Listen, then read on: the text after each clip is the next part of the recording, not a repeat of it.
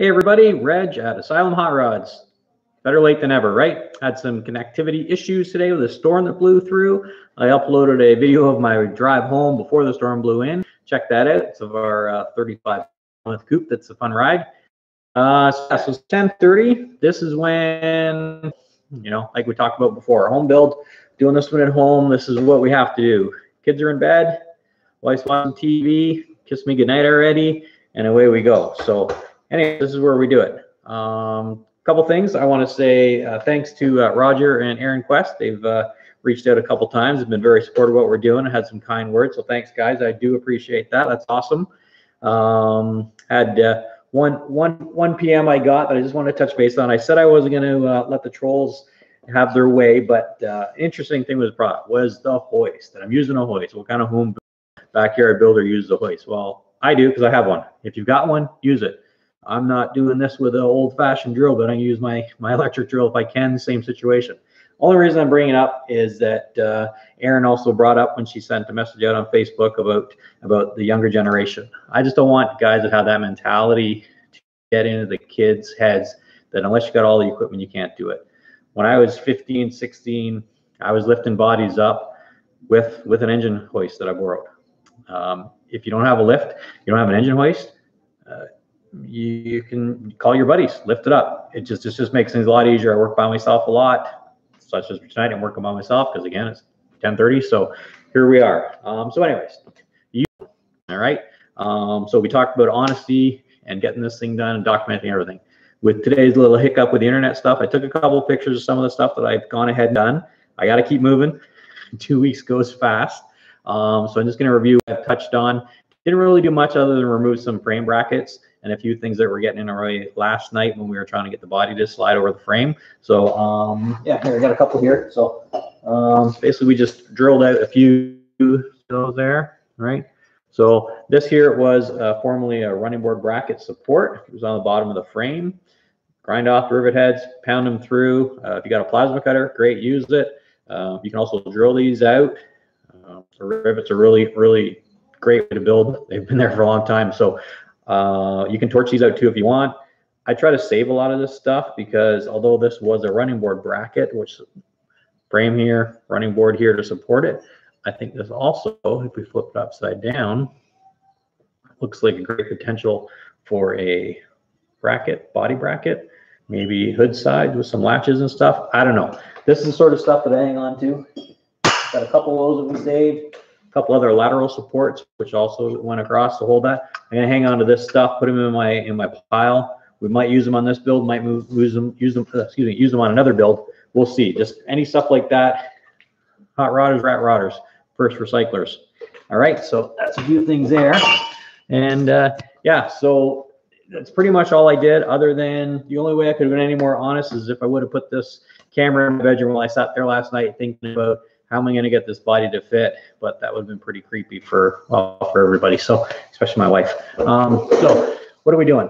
I moved the camera here today so you can get a better view because last night was a little skewed for everybody. So what we got into was basically we need the front cowl to slide down just around the frame, and it was a little too wide. It bows out a little bit.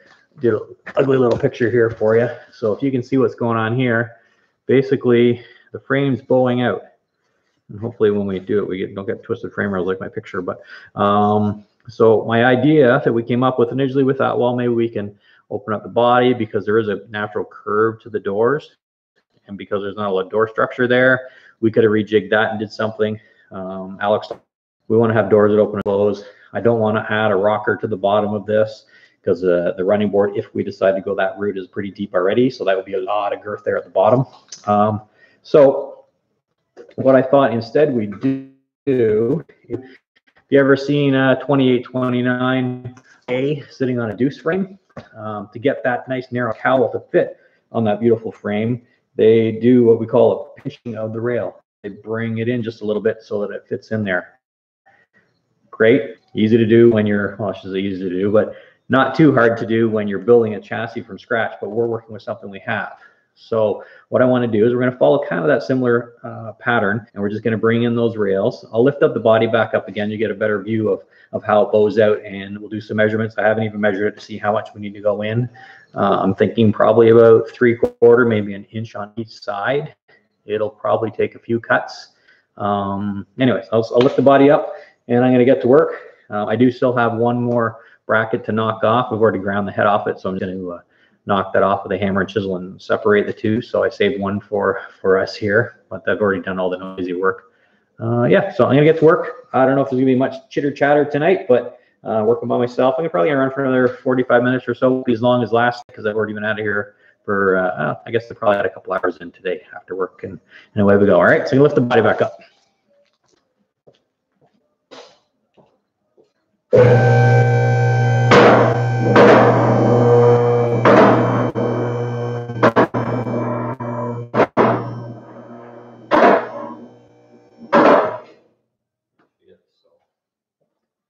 Going to knock off this one bracket that's left over. I think I mentioned that in the first video.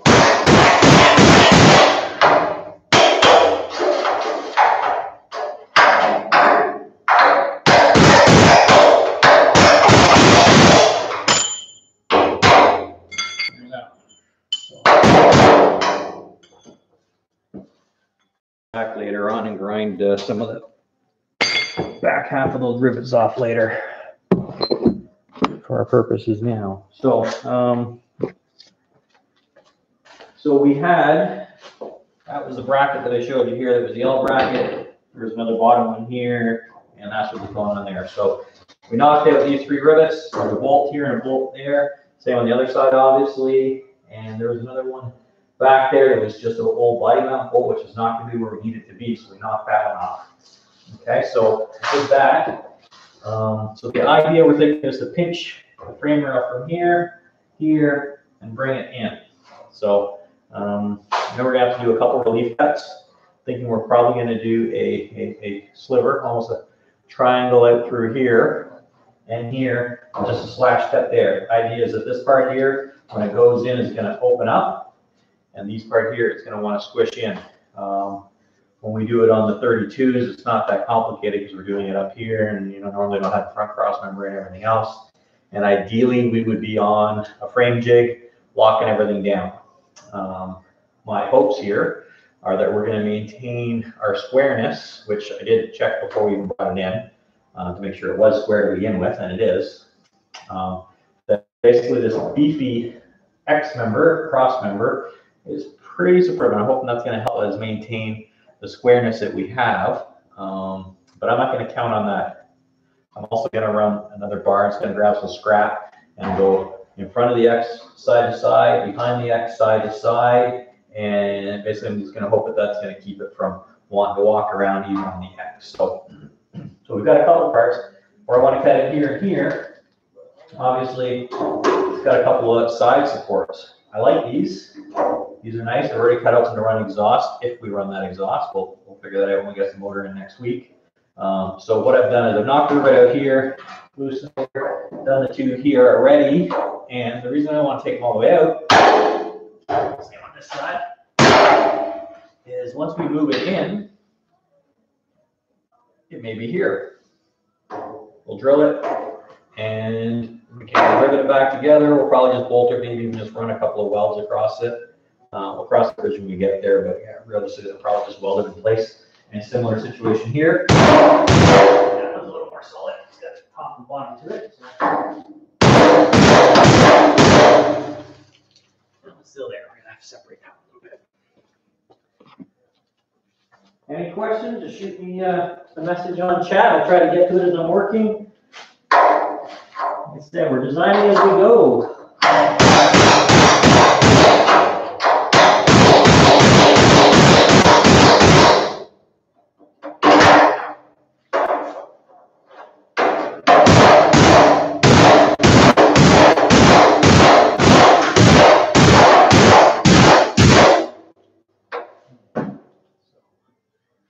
Basically, we just swivel that one in, just get it out of our way. Haven't done the other side yet to cut off the back rivets. We'll have to do that yet. But I'm gonna weld in a couple of cross supports.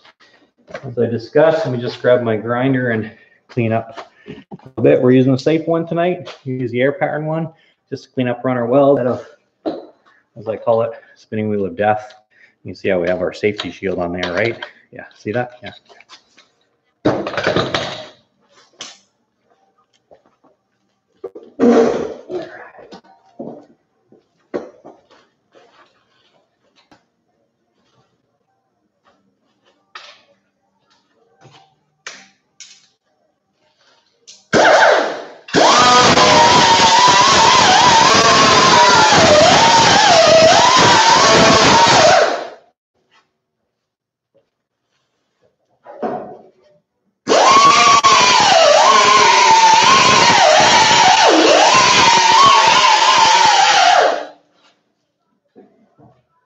Sacrificial loss of patina. Roger's gonna be mad at me. Sorry, Roger. Need a good weld just to hold it together.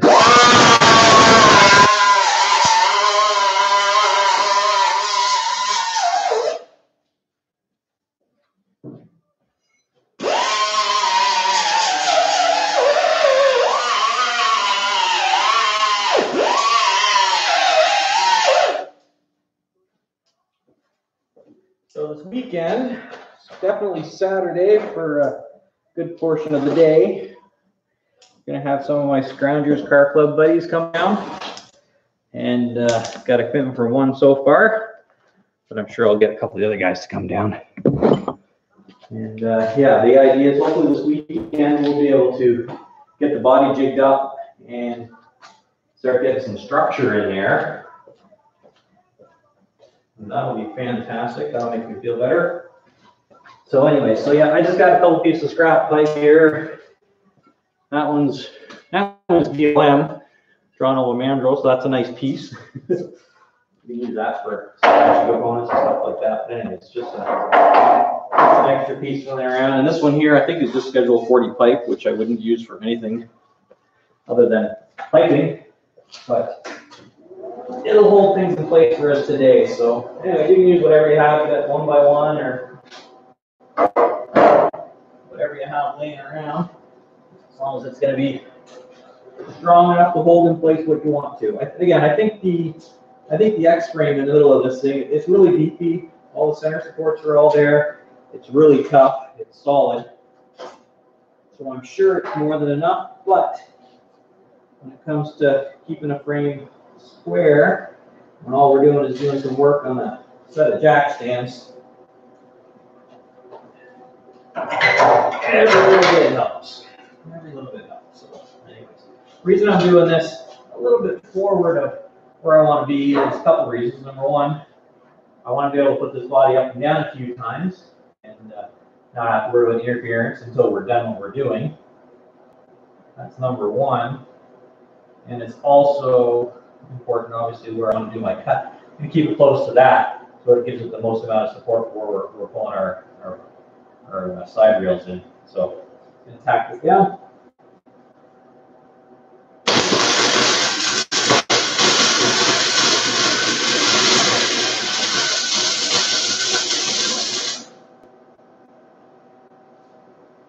I had a friend joke once that my tack welds were heavier than a lot of guys' welds. I don't know if that's true, but I figured if you want to pull, get her in there, right?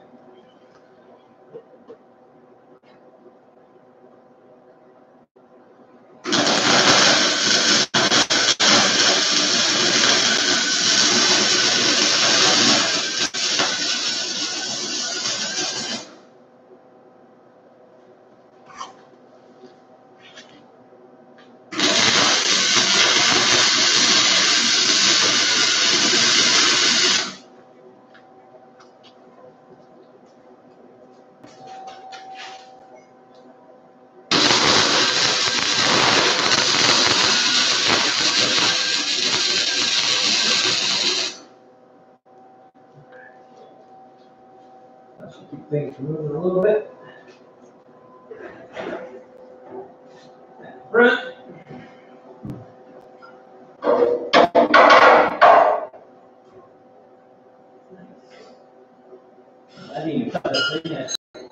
right for center frame frames. That's nice.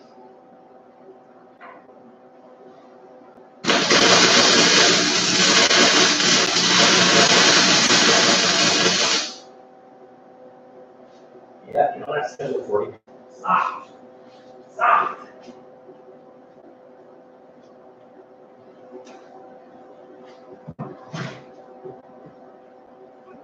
More cord. Trying to bang my head tonight. Only whacked it twice yesterday. I had to, speaking of schedule 40, I had to redo a hardtail on a fellow Sportster years ago. Because he bought it and the back hardtail was done in schedule 40. It worked for a while.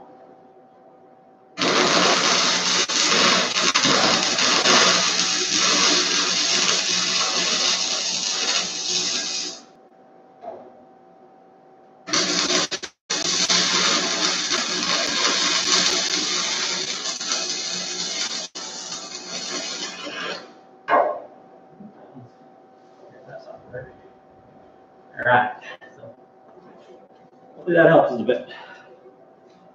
Seems square.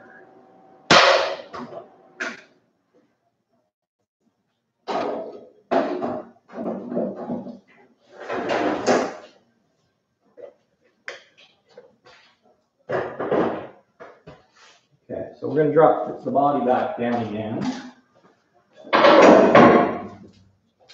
Off the locks.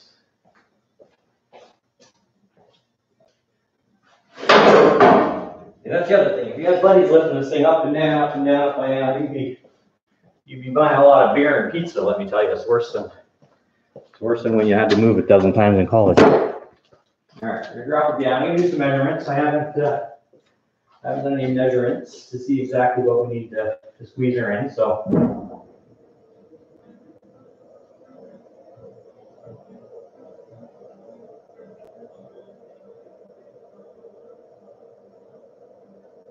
Imagine if anyone's restoring a 47 or the like Ford right now and need a frame. Lots of 47 Ford frames up there. Go find another one.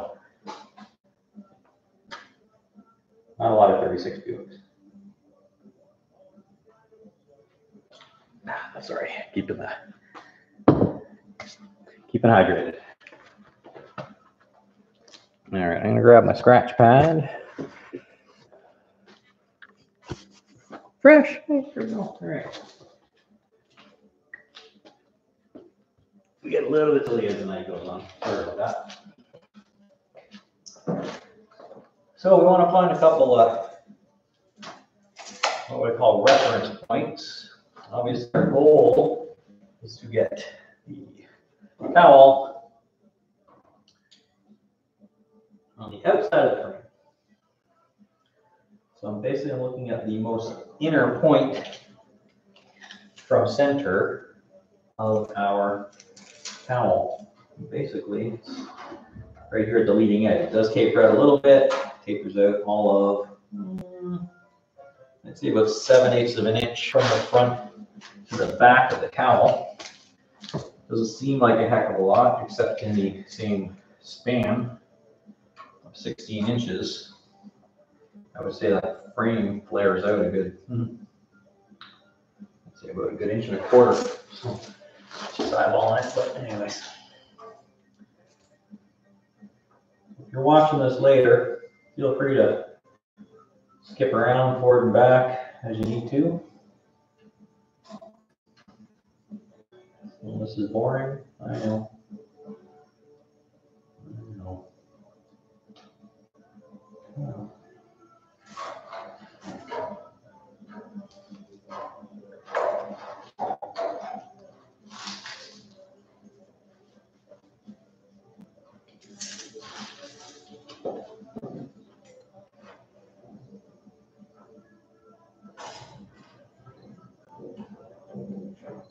What I'm going to do is a couple reference points where I am to where I want to go.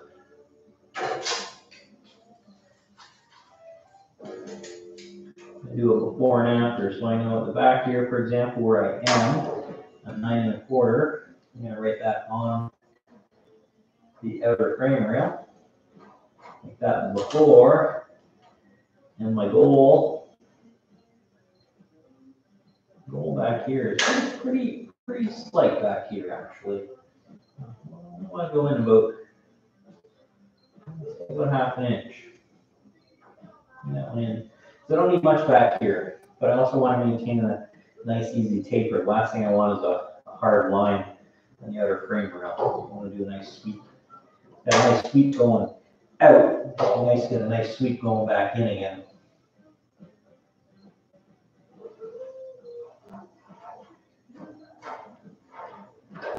So I have my original on the outer rail and my goal on the inner X.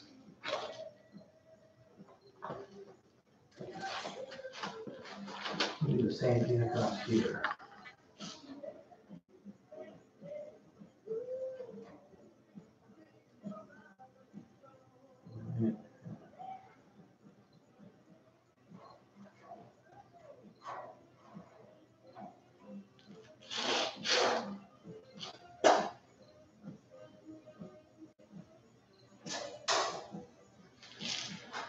Grab a square. Grab a square.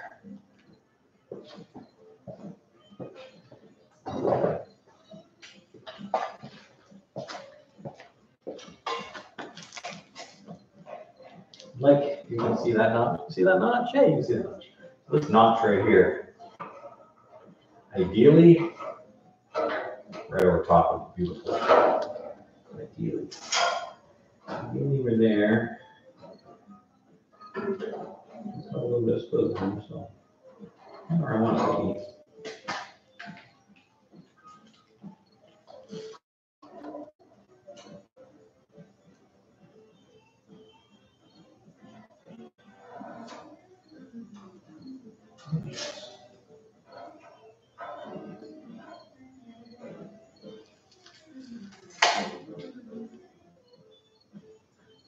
So the back went in 3/4 inch. Is that enough? I think we need a little bit more at the door hinge post. Not only because the body flares out a little bit, it doesn't flare out as significantly as what the roll of the frame does here at the same point. So.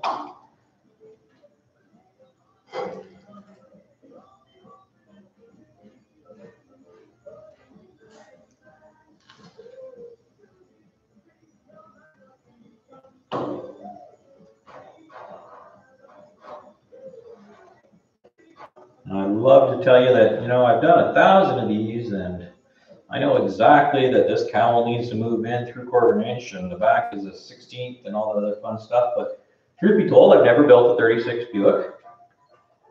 I never tried to mate it to a 47 Ford frame. And I don't know if a lot of guys have, to be honest with you. And that's not necessarily a good thing or a bad thing. It's just different. And I tend to like to build things a little differently. So yeah, so as I kind of expected just by eyeballing things here, I think to be on the safe side, where I would like to be, right through here. So anyways, right now currently the frame from where I'm measuring off the X to the outer edge is 16.5, and to be safe, and by safe what I mean is I can bring it in, but I also want to have a little bit of room so that I can finish the back side of what would be normally an inner rocker. Here it's going to be not only the inner part of the cowl, but also across the face of the door, and then still have room to finish it off so that we don't, get the animals running up inside the car all the time, that sort of stuff. So, and if they actually here we're going to about 14.5 is kind of where our goal is.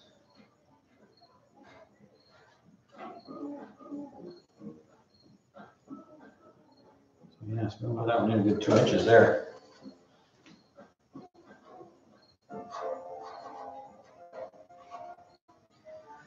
Listen, it's going in too.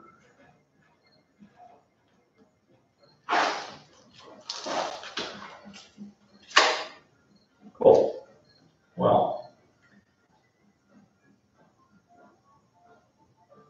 Yeah.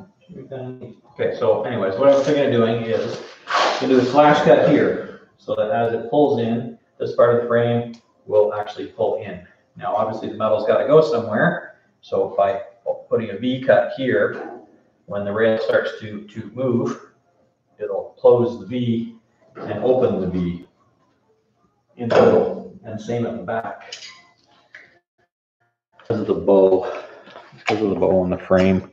So do a similar thing when doing floor structure. Trying to take some square or rectangle tubing for the floors up over the frame rails and stuff. It's great if you got a manual bender. Again, we're backyard.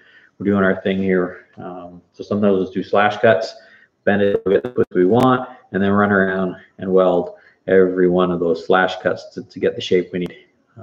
It's a little bit tedious, a little monotonous. Got to take into account shrinkage. It doesn't just happen when you go to the beach, boys and girls. When you weld, everything wants to move as the molecules start moving and deciding where they want to be. Sometimes stuff moves around. So that's part of the reason for our bracing as well. And when we finally get to the welding, we're going to bounce around, corner to corner, going to try to keep the heat to a minimum. We're not doing a lot of welding. It's just a C channel. We're just going to be welding the top, bottom. I don't like to cut through here on that part, the meaty part of it. That's why I'm going to do a nice slow roll, pull it in gently. Yeah, another thing I actually thought of earlier I should have mentioned is doing this is great if you have a porta power, which I have at work, but I wasn't thinking of that when I was on the way home. If you had a couple of porta powers, put it in there, jack it up, boom, it maintains it. You don't have to put any additional heat into the frame. You can just porta power it in place. And then if you do get a little bit of that shrinkage, whatever else, you can start flexing and put it in place. Sometimes you're going to want to expand it so that when it heats, it contracts back to where you want to be. So we're going to be really careful and gentle. Make sure you like the nice lady that she is. And yeah, we'll go from there. All right.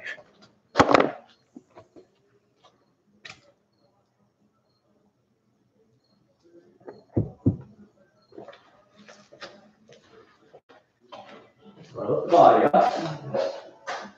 Actually, no, before I lift the body up, I want to just double check one thing. We checked it earlier. So whenever I'm doing measurements, even though I checked it to make sure our body was square to where we wanted to be, things know how to move around while I was hammering on that frame. And I might have just done all that measuring for absolutely nothing, because if it moved around a bit,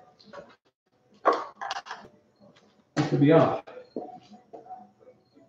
So I'm just going to double check something quick, which is right here. Here we are. That notch.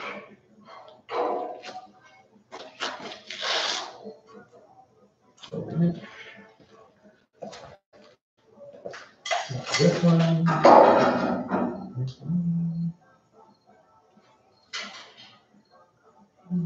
Okay, we're good. We're about an 1/8 of an inch off square. So off square, sorry. So where the frame is, the body where it slips over is off square, meaning it's off to one side, just that little bit. We've got lots of wiggle room there, so I'm okay. We're just pulling the frame in. When we do the final setup for there, we'll make sure we are perfectly square as we can be. Like I said, I'm probably just gonna have time to pinch the one rail tonight, so up we go.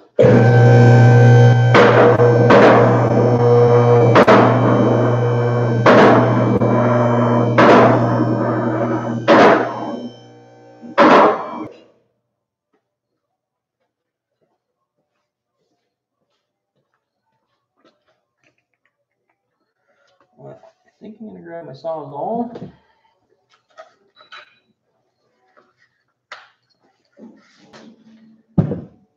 So we'll do is hinge to one side, get it in where I need it to be. And then I'm going to transfer all those measurements to the opposite side, the driver's side. Left side, as it were, in case anyone's on the other side of the pond or down in Australia and all those other places that drive on the wrong side of the road. So yeah, we're going to do the other side because we know that's the bottom where I want it to be. We'll get it in, get it where it needs. Do a couple of tacks just to keep it in motion and stabilize. And then tomorrow we'll repeat as necessary, bring in the other side to match, and then we do the final welding. We will bounce around, keep the heat out of it. We'll check it for square a few times. And yeah.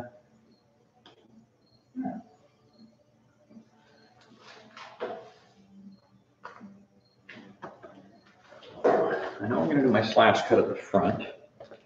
It's a bit of a guesstimate on the triangle, as it were, that we're going to remove.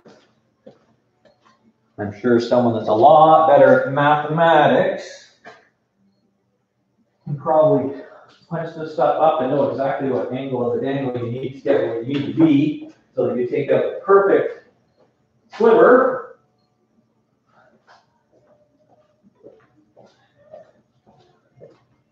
But as I tell the kids, stay in school, learn lots of math because you'll need it. And hopefully when you get to my age, you still remember it. Sorry, I'm just wandering around looking for some tape that I could tape some of this off with, but I seem to be missing it. This is what happens when you start working too late. You start wandering in circles, and you think you're going to get all kinds of stuff done, but then you wander around in circles, and there you are. So.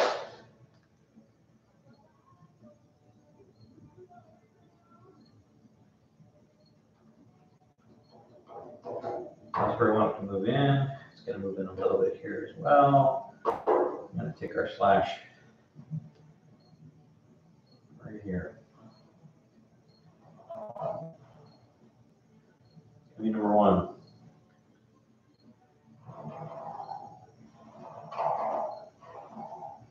An angle like that. Take my square.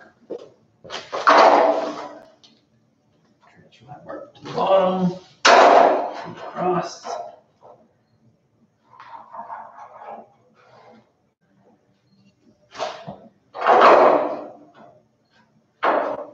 Here.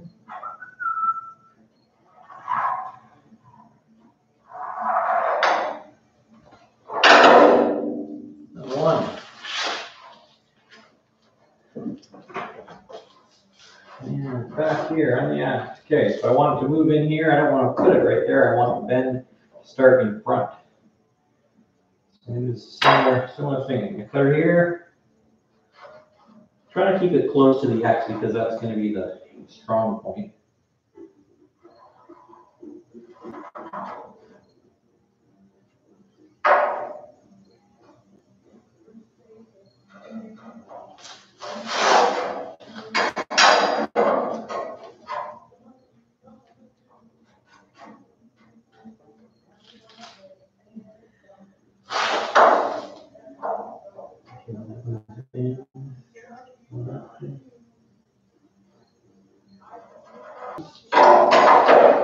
I kind of stay on the side of caution when I do that. And the reason I say that is that ideally, when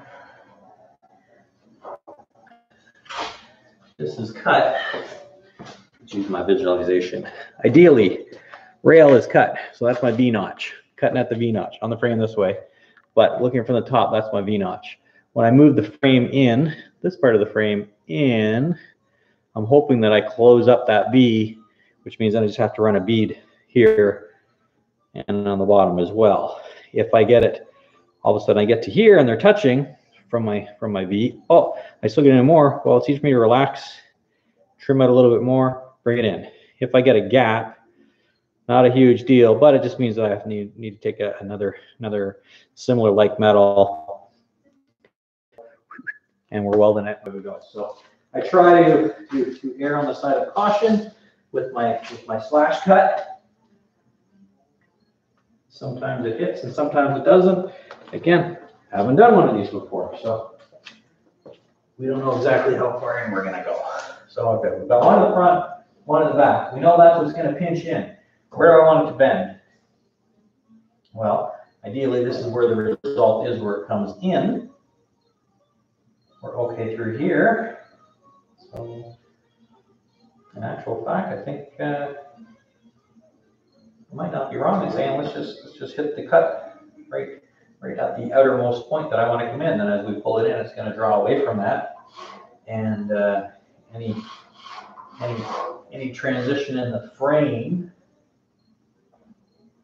will be tucked away underneath the hinge post. Because again, I'm still considering whether we're going to have running board, which is going to cover this side of the frame, or sorry, cover the lower part, like almost an apron underneath the frame. The door is going to cover this, but when the door is open, you know, we don't want any of this to be visualized. So again, I don't know what my floor drops are going to be yet. My floor might just come to the top of the frame, and then this part might just be part of the door. I've done that before too. It means when you open up the door, the bottom of the door, sometimes there's road grime on it, so that's not very nice. But we'll see what we have. 2 weeks to build. This is stuff we go down the road and figure as we go. I'm battling. Okay, commit, cutting right here.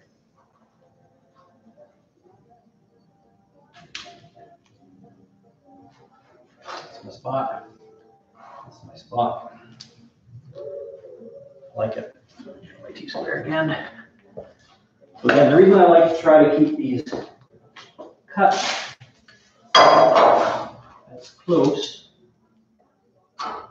to parallel as possible is that when the movement happens of the frame rail, it moves in symmetrically, and it's only the outer perimeter of it. If you get a cut here and a cut that's over here, it's going to want to pull it different ways, and sometimes that creates a wrinkle in the frame rail, because instead of it just moving together, it's moving in 2 different spots, and then across the face. Instead of the cut coming this way, now it wants to go this way, and then this way, and it just gets all out of whack. So make some noise. Sorry to anyone who wants a nice virgin frame.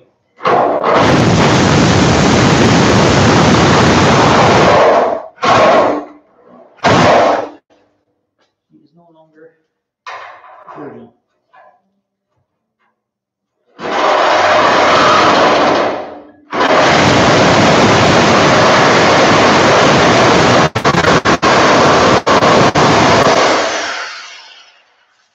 So I take this cut, definitely cut across the top, and I just come past the rolled edge, basically the thickness of the material, so that it's not trying to fight this strong part of it. I just want it to bend through here.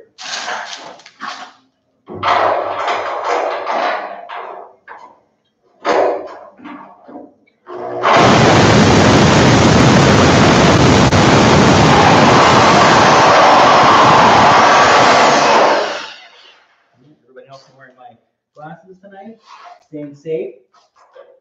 We are here to be a safety man, so I had to take over that position tonight. Grab you one. We're close to the X crossover, so it's grabbing a bit.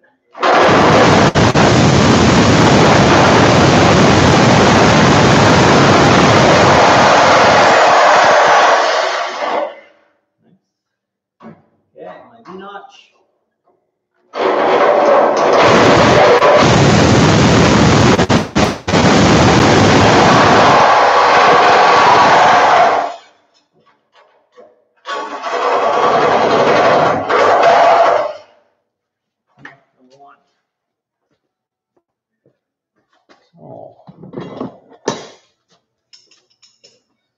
Yeah, you done. Just grab on that. Oh Lord, that's hot. Yeah, how about that? So here's V-notch. Not much.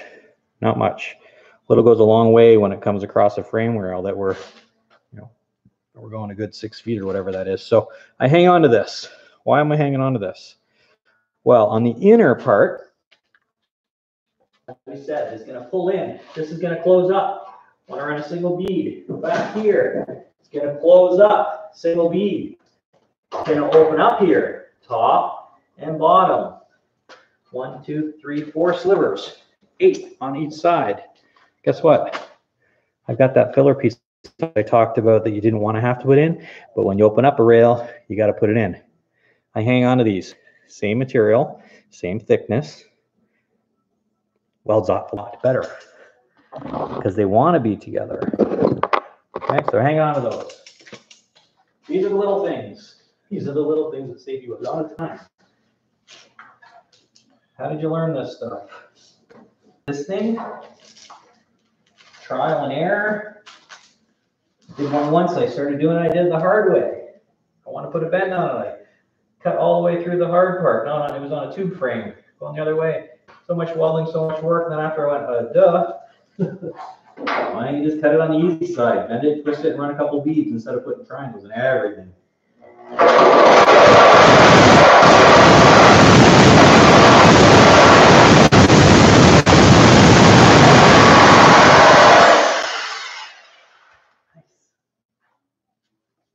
Nice, just a little hot. Too bad. Put our triangles together. Oh, try this for live TV, eh? Who can do that? Look at that. Hey, not bad. Holy crap, I'm good. This is why I work at night. Get a little cocky. Turn my light. Canadian side disappears.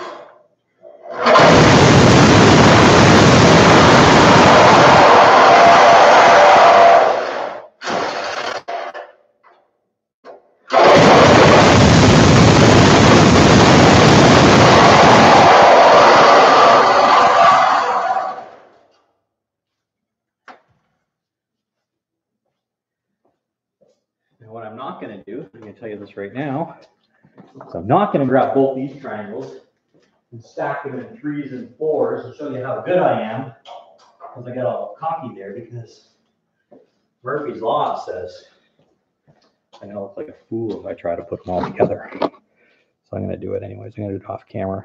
And if I get the glory, I'll show it to you. Oh, glory. Oh, glory. Glory. Glory. Let's go 4 for 4.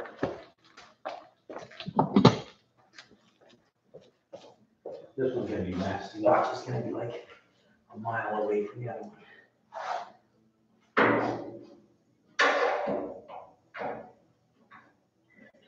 Oh, this one sucks, actually. This one's really close to the lower rail.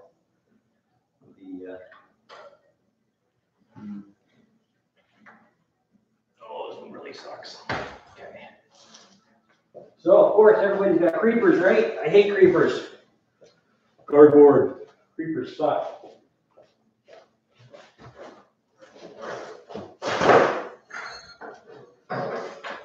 Creepers suck. In high school in the 80s. The hair we had in the 80s, you know what that hair was like on a creeper rolling across the shop floor in high school? Painful. That's what it was. Painful.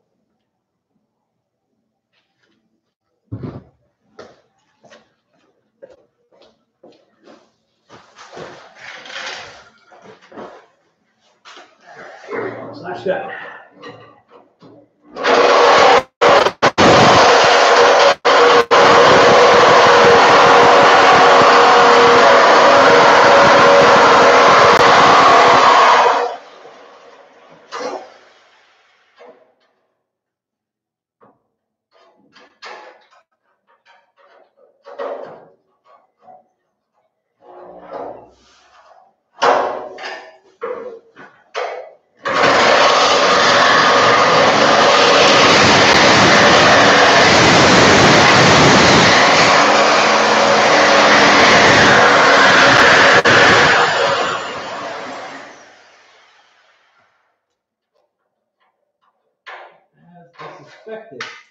You don't get to see that one. That one's cracked.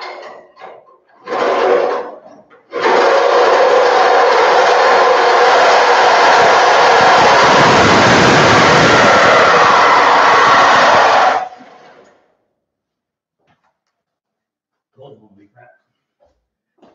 Murphy's Law. Oh, no, you can see that one. That one's bad. Okay. It's only metal. Less than number 350 million. It's only metal. You make a mistake, weld it back in. This is ours. Basically, this one here is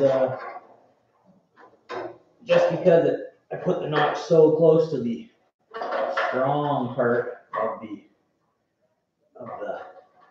X cross member that I couldn't really get my blade in there. Ideally, plasma cutter would have been a good spot for that. That would have been beauty right there, actually. With those, the way it goes. Could have got in there with the spinning wheel of death as well. I hate using the spinning wheel of death, especially when I'm hanging upside down over my head. So no thank you. So we'll take the camera over there, but I don't have enough. Cord to show you. But yeah,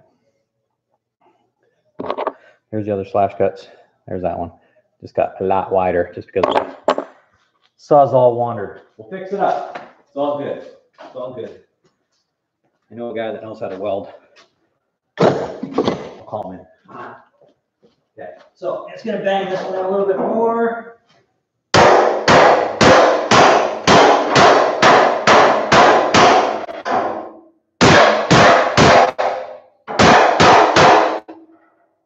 So I do have to tell you, can't see. Maybe I'll snap some pictures and post it on our Facebook so you can see the bottom of the rail. So I think you can, yeah, you can see a little bit of it. The top rail on this frame, top portion of it here, got a little booble here, a little dip. Across here is really nice and flat, same as the other side. The bottom, full of waves. Lots of waves. Top's flat, bottom should be flat. Lots of waves on the bottom. How come? How does that happen? Gee, Fred, I don't know. Guys lifting up these things with jacks. The old little jack, little crappy ones that we buy at Canadian Tire, Pet Boys, you know, all those places that have the tiny little face. They end up catching it on the bottom, just on the lip, not on the beefy part. Again, the outside part, and it just crushes it. Just crushes it. Again, I was saying that at one point, all this junk was just an old used car. So, all right, so I need to pull that rail in. Need to get her straight. Straighter. So I need a, I'm just gonna grab a ratchet strap. Pull it in. It's not the most accurate way to do it, but we're not talking 1/16 of an inch here. We're talking. All right. What do we got? Yeah, this is a junky one, but it should work. So I'm gonna kick myself in the butt here in a minute, probably for saying this, but I'm gonna say it anyways. These frame rails, once you do a couple of cuts like this, usually, this is the part where I said I'm probably gonna kick myself in the butt, fixing a ratchet strap that got thrown in a box without being taken care of properly. Somebody who's in a hurry. This guy. Anyways, so these frame rails, once we cut the notches in there like that, because it's just a C channel, they get really weak really quick and not a lot of strength to them.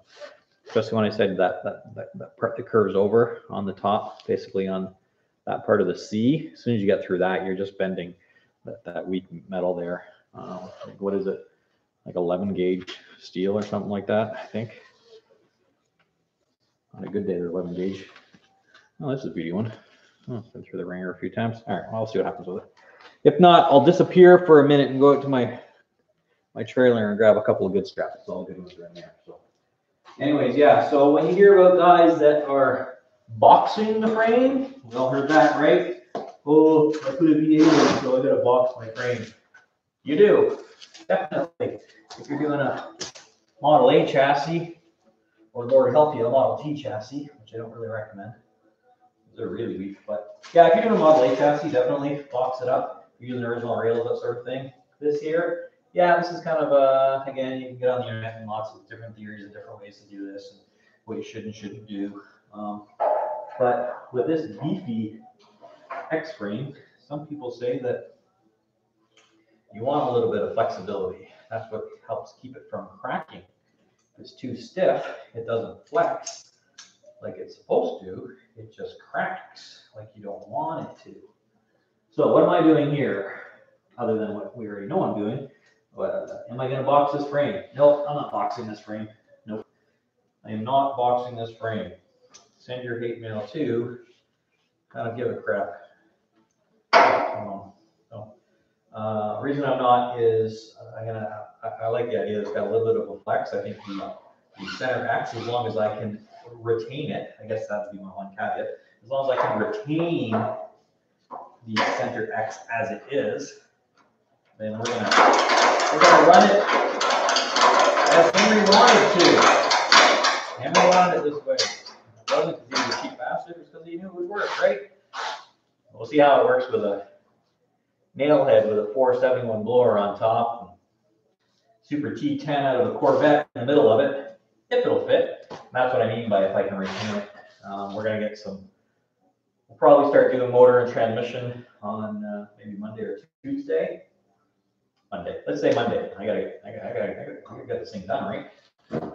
Yeah, and then we'll see how that slips and slides through here through the factory position. All right. Pulling a rail. You hear it clunking? You're pulling? What do you think? That's good for right now. Part of what we do, pull it in. We're gonna overstretch it. Kind of what I talked about. I'm just gonna let that flex for a minute. Let the molecules move. When we talked about welding and how things flex and move around and heat, whatever else, when we're doing this, so I've got a frame rail that looked like that. It was bowed, and we're trying to straighten it out. And that's why we've got these notches in here. So when we straighten it out, if I stop right here and weld it, it's going to want to go back to its original position. It's going to go back a little bit. So a lot of times what we'll do is we'll actually take it past where we want it to be, and then do a couple tacks, let it relax, and see if that's where it wants to stay. So we get to where we want to be. Ooh, that's great. We do all of our stuff, and we think we're done, and we do our measurement, and it went, and it moved back out. And again, it's when we're building these things, it's those 16ths and 30 seconds that are ones that screw us when you think, close enough. Earlier on when I went, close enough. Hopefully that doesn't bite me in the butt later on. But yeah, so anyway, so get it to where you need it to be, take it a little past, maybe do some tacks, or even sometimes I'll take it past it and then release it completely and see where it goes back to. And then if it does that, sometimes when we weld it, it starts to shrink and it might pull the other way. So anyways, metallurgy is a whole fancy science that this guy doesn't have the education for, but I've learned a little bit over the years. All right, what are we running into here? 54 minutes. I said we were going to run an hour. We're getting close. We're getting close. So anyway, let's see if we can get this thing tacked up. Tape measure. So we've already got our measurements in there from earlier. So this is just a matter of going to hit the first critical one right here. We're shooting for, hey, look, old mark on the outside. That's what I'm shooting for. 14.5. We are got a long way to go, Reggie. Long way to go. We're like 15.5. We've already moved in an inch though. That's an inch. Right here, we're shooting for 8.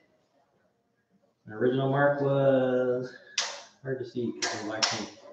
Yeah, 9 1/4. So move that one in a little bit. So back here.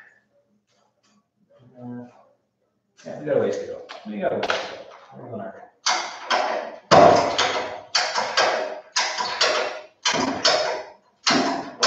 there she goes. Now she's moving. So again, that one here. If this starts to get a bow to it that I don't like, by all means, I might put another notch in here and bring it in stages in the different parts. Got about another 3/8 of an inch to go there. What's our movement going here though? No, we're not getting a lot of movement over here. It's not pulling in here, it's pulling in here. Back here. Same situation. So I'm just gonna knock this bracket out of the way a little bit.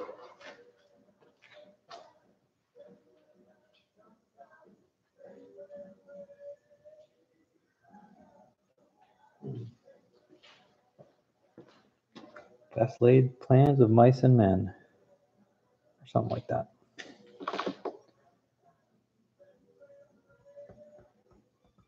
Yeah. I'm just gonna bump this bracket just to make sure it's not interfering. I don't think it is. Oh, it was. Did you see that?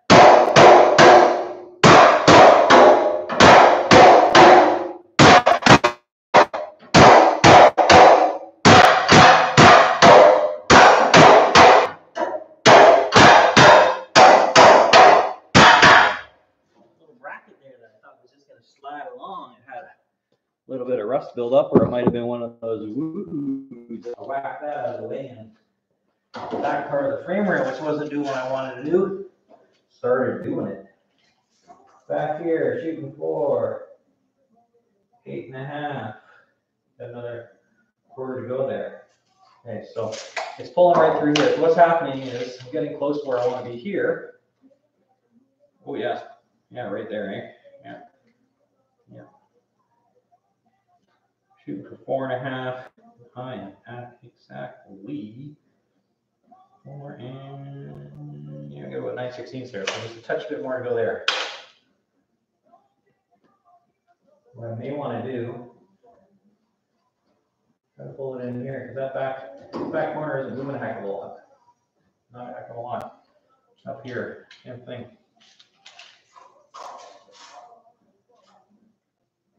A ways to go there. So I'm gonna pull this one. I'm gonna change my pull point. That's what I'm gonna do. So this frame rail is gonna go boing. Back a little bit.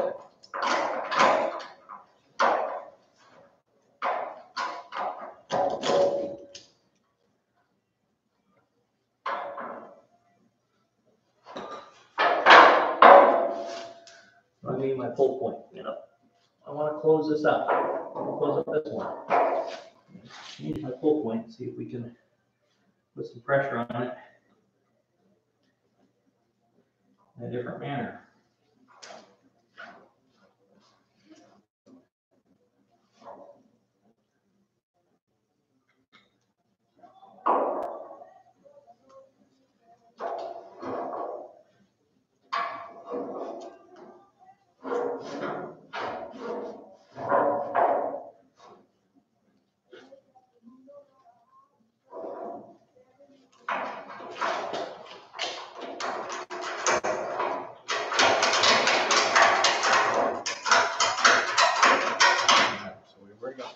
Same action happening. And here, of course, that's easy one. Just close that. Whereas before, we're not getting a lot, of course.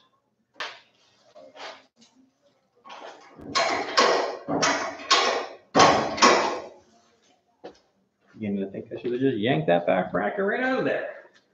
Sometimes the long way is the short way.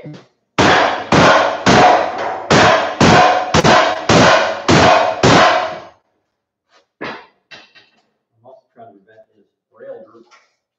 Rail droop. I don't like the rail droop.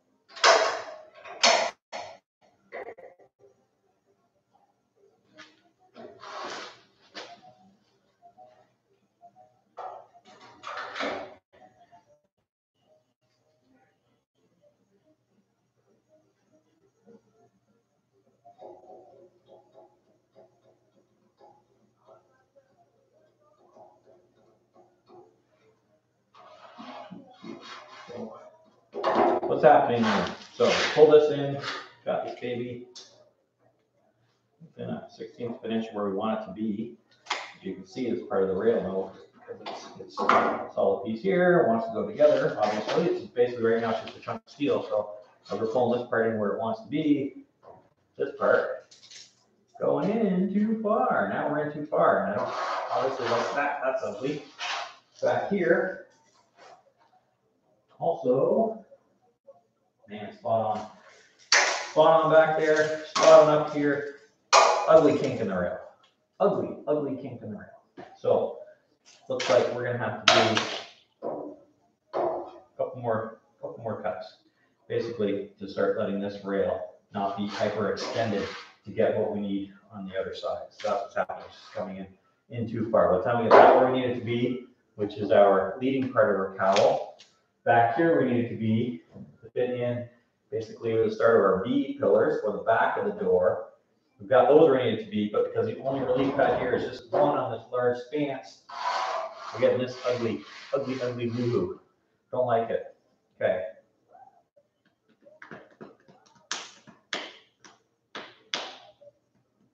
Yep, too much. So what I think I'm going to do for tonight is I'm going to put a tack here and here, same as at the back because they're where I want it to be. I want to move that back out. So I'll tack it, and I'm going to release it, see where it goes back naturally. My guess is I'm probably going to have to put, again, a little relief cut here and possibly, definitely here because it rolls in. One here and here. Bring this back out to spot on where I want it to be there. And hopefully it relaxes or I can pull it. If not, then I'm going to I'll bring home a quart of power from work tomorrow and just push it to where I need it to be and run a couple. So anyway, so let's do that. Clean up a couple of spots here. Tack front and rear. Relax it. See what happens. Thinking on the go. Thinking on the go.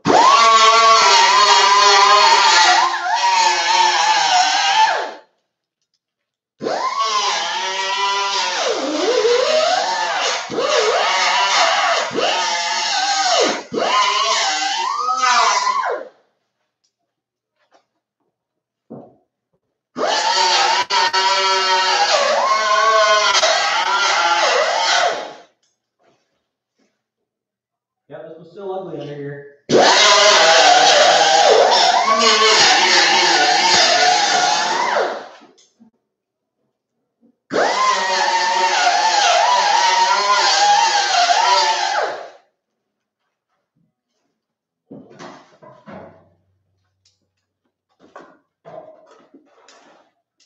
I'm using the air at a minimum tonight because the air compressor is literally right beside the camera.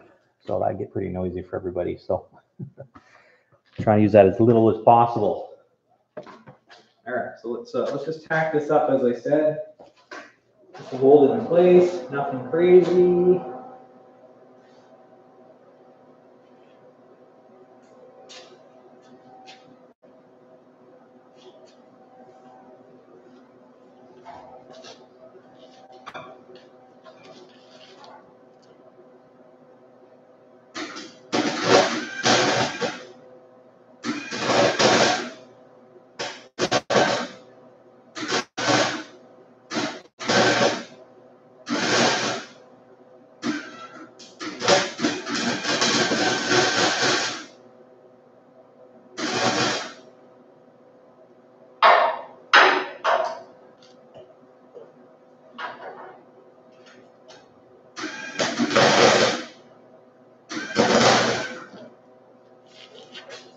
It's time for the welder helmet to stop working.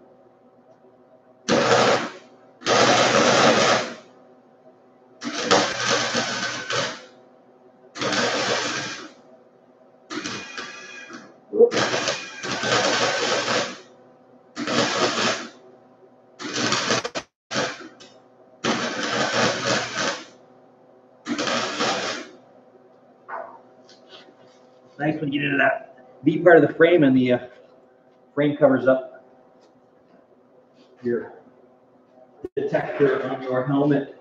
And you give yourself flash, even though you've got it going on, you kind of be safe.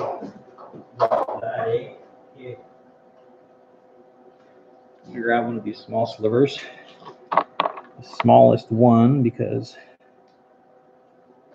back there it didn't have to move that much. So on the other side, I think when we do it, we're just going to so on the other side, when we do the back, it just moved a little bit, and actually probably just the width of a blade or the spinning wheel of death might be enough to fill that gap.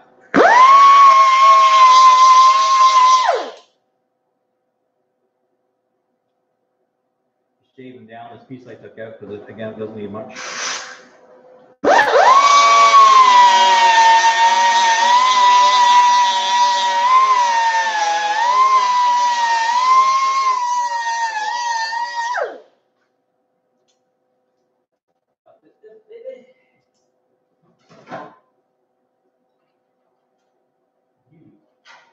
Beauty. Hot, but still beauty. Got a different pair of pliers hanging onto that. We're almost there for the night, people. Some of us have got to work tomorrow. Nice super beat I'm working on at work that hopefully tomorrow we're going to hear go vroom vroom. Freshening up the carburetor on today, so need a little bit more love.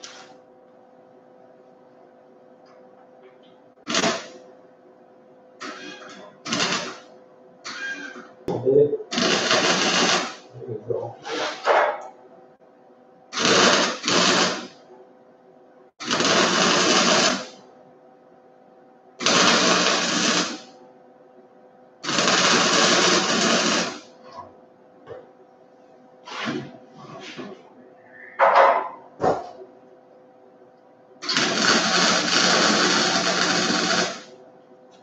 There, that's a good tack for now. Start to chatter a little bit. Get to the point where you're getting too tired to weld or cut or think. Stop. Time to stop. Keep yourself safe. That's when accidents happen. After you do welds that are not up to par. And that ain't cool. All right, so about 2 minutes left till I say we're going to be done for the day, but we're not quite where I want to be. What else is new, Reg? My wife loves me that when I go into the garage for a couple hours, that usually means 4 or 5. Okay, relax the frame and see what happens. Should go boing a little bit. Not much. Perfect. That's what we're hoping for. We're hoping it wouldn't bounce so far back, front and back, that we lose what we had here. But I'm still having overstretch point here. Relief cut, back. So we had three key areas of body to frame clearance that we were trying to accomplish tonight. A-post cowl, 1, 2, 3. From there back, she's meant she's beauty just the way she was. What have we accomplished? We're looking for 8 inches right here, from inner to outer. What do we got? Nice, nice. Back here, we're shooting forward 8.5. What do I got? Spot on, spot on. All right, so we're good. We're good. Here, shooting forward 14.5. What do we have? 13.5. So we just got to come back an inch, which is what we figured. So honestly, stand back and look at it. Yeah, so this frame right now, it's got a okay bend in here, it's nice and transitioned. This starts dipping in too far here, so I'm thinking that, yeah, right up there, like right in the middle of it, right in the middle of it there, and situation here. I might just go right there. So this is one of those nice and seamless and smooth. I've had some of doing a 32. I want the back rails to tuck in underneath the Model A, and that one there I put, oh geez, top and bottom on the rails each side. Probably did 10 slash cuts like this, just to get a nice radius so smooth and it didn't have a hard cut line on the frame. Do what you got to do. Again, said it earlier today. It's just metal. Cut it, weld it, cut it, weld it. Just keep it straight, keep it true. Don't let things twist. Don't let things twist. Keep them straight. Ladies and gentlemen, I'm going to call it a night. Have a good night. Thanks for coming. And we'll get back at her tomorrow. Stay safe.